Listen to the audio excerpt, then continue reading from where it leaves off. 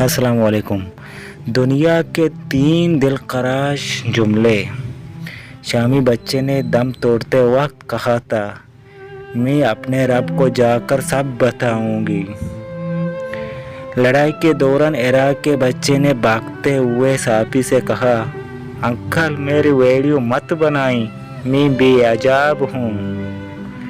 فلسطینی بچے نے بھوک سے نڈال ہو کر التجا کی، یا اللہ مجھ سے زندگی لے لیں تاکہ میں جنت میں کھانا کھا سکوں۔ یہ ہے بڑے ظلم کے دلخراش جملے جو بچوں کے منہ سے نکل گئے۔ یہ ہمارے لیے بہت ہی بڑا سبق ہے۔ آج ہم خاموش ہیں، مسلمان ہو کے خاموش ہیں کہ ہمارے بڑے کچھ کریں۔ اللہ کے سامنے ہم پیش ہوں گے، اللہ یہ نہیں پوچھے گا کہ آپ کے بڑوں نے کیا کیا، آپ کو پوچھے گا کہ تم نے کیوں نہیں کیا۔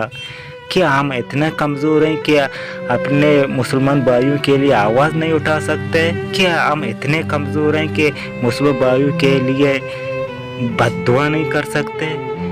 یا اللہ ہمیں ہدایت دے، ہمیں راستہ دے تاکہ ہم آواز اٹھا کے اپنے مسلمان بھائیوں کے ساتھ کھڑے ہو کر یہ ظلم کو روکیں۔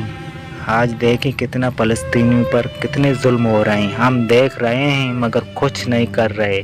آواز اٹھاؤ، احتجاج کرو، ہڑتالیں کرو تاکہ ہمارے حکمران جاگ جائے، کچھ کرے ہمارے بھائیوں کے لیے۔ آج اس کے اوپر پر ظلم ہو رہا ہے، کل ہمارے اوپر پر ظلم ہوگا۔